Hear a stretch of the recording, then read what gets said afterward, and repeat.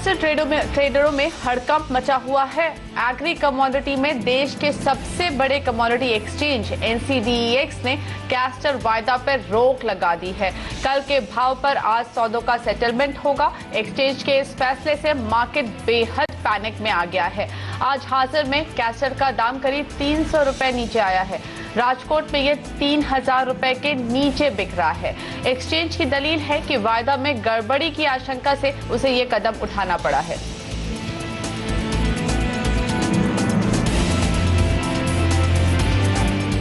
हमारे सर्वेलेंस में 11 जनवरी के बाद काफी वर्स सिचुएशन डेवलप हुई। बहुत जबरदस्त कंसंट्रेशन ओपन इंटरेस्ट का और लॉन्ग पोजीशन फरवरी कॉन्ट्रैक्ट में पैदा हुआ और ये सब 11 जनवरी के बाद से शुरू हुआ।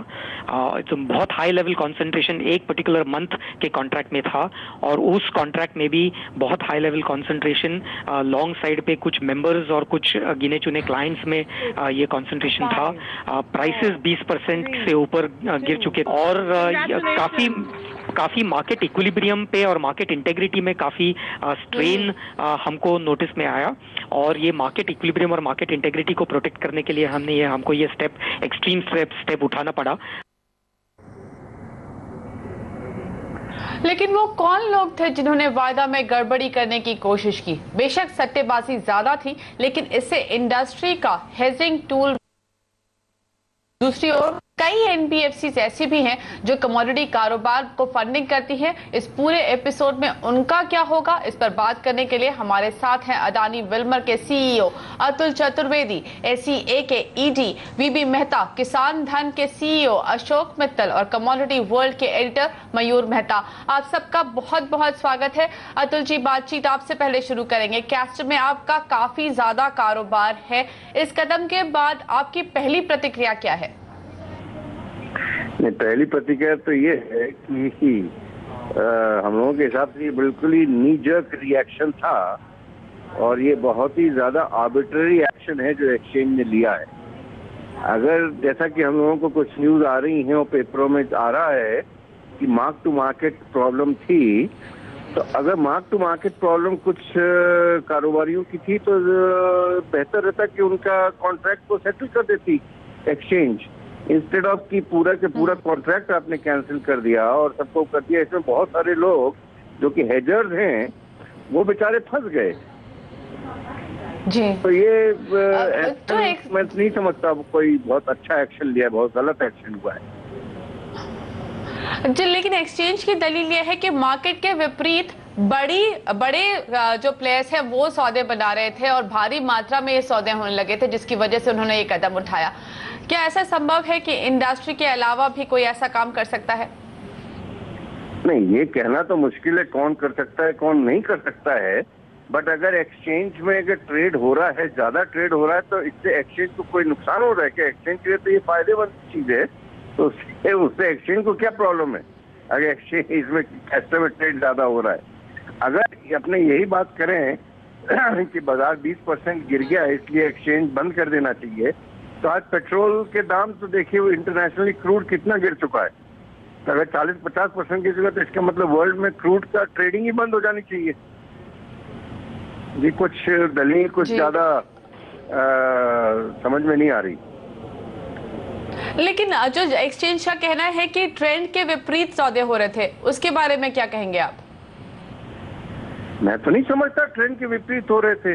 तो आज की तारीख में अगर कमोडिटी इतनी बड़ी क्रॉप सामने दिखाई दे रही है और लोगों को मालूम है कि कैरी ओवर स्टॉक भी काफी ज्यादा है और इंटरनेशनल मार्केट सारे ही दबे हुए हैं, तो कैस्टर कैसे एबेरेशन रह सकता है? जब हर चीज दबी हुई है वर्ल्ड में तो कैस्टर अकेला कैसे ऊपर रह सकता है? तो उसको मार्केट के विपरीत किस तरह से कह रहे हैं, ये मेरे क्या आज नहीं समझ में आ रही बात। किस तरह से ये मार्केट के विपरीत हुआ? जब सारी कमोडिटीज डाउन है तो how can castor be seen in isolation? Doesn't make sense. Okay, हमारे साथ बीबी मेहता जी हैं। मेहता जी, आपका क्या रिएक्शन है, आपका क्या व्यू है ये जो स्टेप NCDEX ने उठाया है उस पर? पहले तो एक कि भाई castor market heavily depend export पे है। हम कम से कम 5 लाख टन कैस्टर ऑयल और कम से 1,20,000 टन कैस्टर डेरिवेटिव एक्सपोर्ट करते हैं। In absence of future contract hedging नहीं होगा, तो how the export will take place या आज मेरे को जून जुलाई सब एक्सपोर्ट करना है, तो unless I know the price of castor, how will export, I like quote. So in absence of price discovery mechanism, this is really setback to the industry. Second, this year crop अच्छा आ रहा है, last से 10-15% ज्यादा होगा और the price is the lowest level. किसान भी सफर करेंगे इसमें, तो किसान भी सफर करेंगे. और तीसरा, एनसीडेक्स तो जो थोड़ा ज्यादा केयर रहना करना, मॉनिटरिंग करना जरूरी था to avoid this the last steps here. Abruptly ending the contract is not a solution. I hope कि भाई NCDEX will resume the contract very soon. काफी इंडस्ट्री को तकलीफ हो रही है, काफी किसान भाइयों को भी तकलीफ होगी और ऑल ट्रेड को तकलीफ हो रही है. ओके, अतुल जी आपसे भी ये समझना चाहेंगे कि ये जो हेजिंग टूल खत्म किया गया है, इससे आपके कारोबार पर किस तरह का असर होगा? नहीं, जैसा मेहता जी ने कहा, ये बिल्कुल सही दुरुस्त बात है कि आज जो प्राइस डिस्कवरी हो रही थी हम लोगों के लिए कैस्टर सीड, अब वो सब चीज कहाँ से होगी? तो ये डेफिनेटली तकलीफ तो देगा. आज आदमी सामने अगर 2 महीने आगे का तेल तो बेचना है तो वो किस तरह से बेचेगा? उसके पास कोई प्राइस डिस्कवरी तो है नहीं. तो आई एम श्योर इन आने वाले दिनों में it will affect our exports as well. Okay, हमारे साथ कमोडिटी वर्ल्ड के एडिटर मयूर मेहता जी भी हैं. जी एक चीज और बोलना चाहूँगा. जी जी, मुझे सारे एपिसोड में ऐसा लगता है कि एक्सचेंज की सर्वेलेंस मैकेनिज्म जो है वो जितनी स्ट्रांग होनी चाहिए शायद उतनी नहीं थी, जिसने कि इस सिचुएशन को डेवलप होने दिया. तो एक्सचेंज अगर पहले मयूर जी आपसे समझना चाहेंगे, एक्सचेंज ये दलील दे रहा है कि उसका कामकाज बेहद पारदर्शी है, इसके बावजूद ऐसे हालात बने. सर्वेलेंस पर चतुर्वेदी जी भी सवाल उठा रहे हैं. सबक क्या है इस एपिसोड का? क्या आप मानते हैं जो एनसीडीएक्स ने स्टेप उठाया है वो बाजार के हित में है? नहीं, मैं कतई नहीं मानता कि ये बाजार में हित में है. ये तो एक ट्रेड के साथ एक मजाक हुआ है. ये आप देखिए पिछले 2 साल से कैस्टर में जो भी हो रहा है, सॉल्वेंट एक्सट्रैक्शन एसोसिएशन ने 2 बार उनको बताया था कि इसमें कुछ अलर्ट, उसको नोटिस भी दिया था कि कैस्टर में कुछ हो रहा है. आप देखिए तो वहीं भी कुछ स्टेप नहीं लिए. आप देखिए कैस्टर में जो भी गड़बड़ी हो रही थी ये सभी ट्रेड को भी मालूम है, पिछले 2 साल से हो रही थी. और सबको, ये ट्रेड के साथ जुड़े जितने भी लोग हैं उन सबको ये मालूम है कि ये जो सट्टाबाजी हो रही थी इसमें किसकी सबसे ज़्यादा रुचि थी, ये सबको मालूम है, ट्रेड को भी मालूम है. लेकिन आज तक किसी भी तरह के कोई भी स्टेप नहीं लिया. ये चतुर्वेदी जी ने जो बताया कि जो सर्वेलेंस सिस्टम में जो गड़बड़ी थी यही आज सामने आ गई. और ये एक बार नहीं हुआ है. देखो अगली बार गवार में भी ऐसा हुआ था कि रातों रात ये बोल दिया कि ये वायदा बंद हो जाएगा. तो आप एग्री कमोडिटी वायदे में जो एक विश्वास बढ़ना चाहिए, तो ये ट्रेड का विश्वास आगे जाके कब बढ़ेगा? ये तो आप कुछ नहीं कर सके, आपका सर्विलेंस सिस्टम अच्छा नहीं हो रहा है, इसलिए आपकी भूल जो हो रही है उसके लिए आप ट्रेड को निशाने पर ले रहे हैं और पूरा वायदा रातों रात आप बंद कर रहे हैं. ये तो एक ट्रेड की मजाक है. गवर्नमेंट को इसके बारे में सोचना पड़ेगा. एक सर्वेलेंस टीम बनानी चाहिए और जो भी ये सट्टेबाजी में शामिल है उसका एक फोरेंसिक ऑडिट होना चाहिए कि कौन कौन लोग इसमें शामिल है. तो इस तरह से आगे जाके ये एग्री कमोडिटी वायदा में जो पिछले 3 साल से फार्मर का भी मजाक हो रहा है, ट्रेड का भी मजाक हो रहा है, तो ये अभी बंद होना चाहिए. मयूर जी आप बहुत एक बड़ा एलिगेशन भी लगा रहे हैं कि कई बार गड़बड़ियां सामने लाने की कोशिश की गई. तो ये कौन से लोग हैं जो कि ये गड़बड़ी कर रहे हैं या फिर क्या गड़बड़ियां चल रही हैं कैस्टर में? देखो ये सर्वेलेंस सिस्टम में खामी है. एक ही सेंटर का भाव लेके आप स्पॉट का प्राइस दिखा रहे हैं. जैसे कैस्टर में डीसा कॉन्ट्रैक्ट चल रहा है तो एक डीसा मंडी का प्राइस है, उसके ऊपर ही आपका स्पॉट का प्राइस आप दिखाते हैं. तो एक ही मंडी में अगर कोई भी स्पेकुलेशन करना चाहता है तो एक ही मंडी का भाव ऊपर वो दिखा सकता है और ये कैस्टर में भी हुआ है आगे. जो अगर दूसरी मंडिया में जो भाव चल रहे थे कहीं उससे ज़्यादा भाव ये कॉन्ट्रैक्ट में जो एनसीडीएक्स के जो स्पॉट का प्राइस था वो करीबन क्विंटल में 100-150 रुपया ऊपर चल रहे थे। तो ऐसी तो काफी गड़बड़ियां आगे भी हो चुकी है। जी, एक सवाल यहाँ पर जरूर है मयूर जी कि डेफिनेटली ट्रेड अचानक से एक दिन बंद कर देना ट्रेडर्स के लिए जस्टिफाइड नहीं है, उनको अपनी पोजीशन बनाने में मुश्किल होती है और ऑब्वियसली इंडस्ट्री के लिए भी ये वाजिब नहीं है। लेकिन अब नेक्स्ट स्टेप क्या है आपके मुताबिक, क्या होना चाहिए अगला कदम? देखो अभी तो अगला कदम ये जो एनसीडीएक्स ने स्टेप लिया है उनको फार्मर को काफी नुकसान हुआ है। जो भाव स्पॉट मार्केट में चल रहे हैं वो भाव एकाएक गिर चुके हैं। तो इसमें जो बात कर रहे हैं कि ये फार्मर का इंटरेस्ट के लिए है, तो ये जो स्टेप लिया है उससे तो फार्मर को काफी नुकसान हुआ है। तो उनको करेक्ट करने के लिए कोई अलग स्टेप सेबी या को गवर्नमेंट को लेना चाहिए कि जो फार्मर इससे प्रोटेक्ट हो सके। ऑलराइट, मयूर जी, चतुर्वेदी जी और साथ ही बाकी सारे गेस्ट हमारे मेहता जी, आप सबका बहुत बहुत धन्यवाद समय निकालकर अपने व्यूज हमारे साथ शेयर करने के लिए। तो एनसीडीएक्स ने एक बड़ा स्टेप लिया कैस्टर वायदा पे और हमारे सारे पार्टिसिपेंट ये कह रहे हैं कि ये सही स्टेप नहीं है, नी जर्क रिएक्शन लग रहा है, सारे पार्टिसिपेंट्स को इससे नुकसान होगा। एक्सचेंज को अपना सर्वेलेंस सिस्टम ठीक रखना चाहिए जिससे इस कदम को लेने की नौबत ना आए। लेकिन चलिए हम ले लेते हैं एक बार यहाँ पर एक छोटा सा ब्रेक। कमोडिटी बाजार में क्या कुछ चल रहा है, क्या होनी चाहिए आपकी आज की स्ट्रैटेजी, जानेंगे ब्रेक के बाद।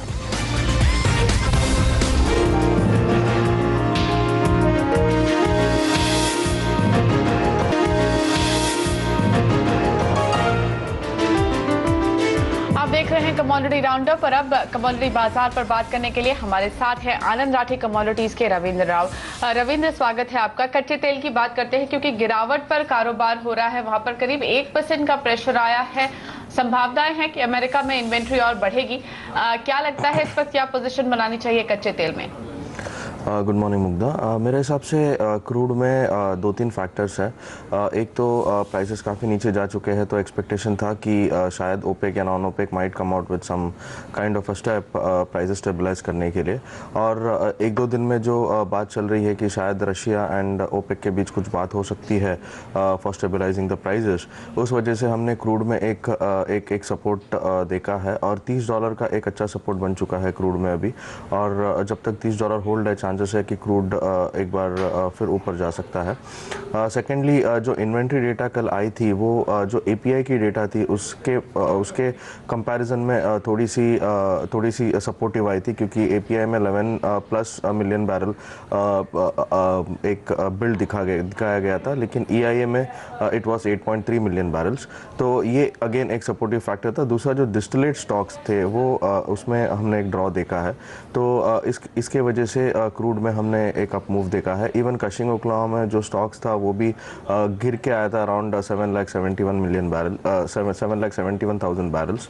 तो ये सारे फैक्टर्स जो थे वो सपोर्टिव थे। और क्रूड में जबकि प्राइसेस इतना नीचे है तो कुछ भी अगर एक पॉजिटिव ट्रिगर आता है तो we might see good bargain buying और एक अच्छी शॉर्ट कवरिंग देख सकते हैं। तो मेरे हिसाब से नाइमेक्स पे क्रूड 34 से लेके $34-50 तक जाने का एक पॉसिबिलिटी है। और अगर एमसीएक्स की बात करें तो एमसीएक्स में अराउंड 2290 से लेके 2350 तक प्राइसेस जा सकते हैं। सो दैट्स वाई मेरे हिसाब से क्रूड में अगर डिप मिलता है टुवर्ड्स 2140-2150 के आसपास तो एक बार बाइंग कर सकते हैं। 2080 के आसपास स्टॉप लॉस होना चाहिए और टारगेट हम ले सकते हैं 2260 से 2300 तक का। और सोने पर इस पर क्या व्यू है? वहां पर ऑब्वियसली जिस तरह से रुपया गिरा है उसका एक सपोर्ट है, लेकिन फिर भी काफी छोटे दायरे में कारोबार है, तो आज क्या पोजीशन बनाएं? जी, गोल्ड में जो मेजर इवेंट था वो फेड एफओएमसी मीट का था और हमने देखा है कि एज एक्सपेक्टेड एफओएमसी मीट में फेड ने ब्याज दरें जो है उसे स्टेबल रखा है एट 0.50%। और दूसरी बात ये थी कि एक्सपेक्टेड था मार्केट में कि फेड इस बार थोड़ा सा डॉविश होगा। दिसंबर मीटिंग में काफ़ी हॉकिश अपीयर किया था फेड, लेकिन इस बार इट अपीयर टू बी डॉविश और उन्होंने ग्लोबल अनसर्टेनिटी के बारे में थोड़ी चिंता जताई है और ये एक्सपेक्टेड था मार्केट में। तो इस वजह से गोल्ड को एक पुश नहीं मिला, क्योंकि ऑलरेडी गोल्ड इसी न्यूज़ की वजह से गोल्ड एक बार रेजिस्टेंस के आसपास आ चुका है। इंटरनेशनल में कॉमेक्स में 1126 का बहुत स्ट्रॉन्ग रेजिस्टेंस है। जब तक गोल्ड उसके नीचे है तब तक एक बार चांसेस है कि गोल्ड नीचे अराउंड 1110 से 1112 तक फिसल सकता है। और MCX की बात करें तो MCX में अराउंड 26,660 तक के प्राइजेस पॉसिबल है। सो दैट्स वाई मैं एक करेक्शन एक्सपेक्ट कर रहा हूँ, इसीलिए एक बार राइस आता है तो एक बार सेलिंग कर सकते हैं for a target of 26,660। Right Ravindra, आप बने रहिए हमारे साथ। तो जहां कच्चे तेल में निचले स्तरों पर बाय करके चलने की सलाह है, सोने में यहां पर बेच कर चलने की सलाह है रविंद्र की तरफ से। लेकिन फिलहाल हम लेंगे एक छोटा सा ब्रेक, पर कहीं मत जाइए, क्योंकि ब्रेक के बाद फोकस करेंगे बेस मेटल्स पर।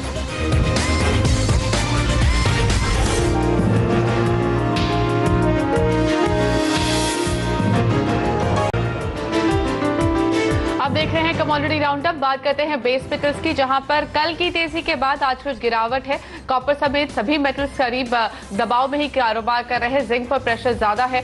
हमारे साथ रविंद्र राव जुड़े हुए हैं। रविंद्र, कहां बनाए आज सौदा बेस मेटल्स में? जी, अगर बेस मेटल्स की बात करें तो बेस मेटल्स में चाइनीज स्टिमुलस की वजह से थोड़ा सा एक सपोर्ट आया है, लेकिन इसकी जो सस्टेनेबिलिटी है उस पर अभी भी डाउट्स है, क्योंकि चाइनीज़ इकोनॉमी में अभी भी प्रेशर बना हुआ है और इट इज़ स्टिल स्लोइंग। लेकिन हमने देखा है कि जो रेजिस्टेंस था कॉपर में वो 308 का था, वो ब्रेक हो चुका है और अभी चांसेस है कि 314 से 315 तक एक बार कॉपर जा सकता है। नीचे में सपोर्ट जैसे मैंने बताया 308 का है, 307 का स्टॉप लॉस मेंटेन कर सकते हैं और एक बार 314 से 316 तक के टारगेट्स एक्सपेक्ट कर सकते हैं, जो कि फिर से एक सेलिंग जोन होगा, क्योंकि ओवरऑल ट्रेंड जो है इसमें अभी भी वीक है।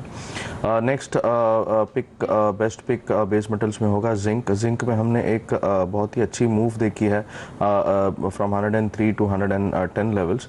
अब ये एक रेजिस्टेंस पे आ चुका है, तो मेरे हिसाब से यहाँ से एक बार 108 से 107.50 तक के प्राइजेस आने चाहिए।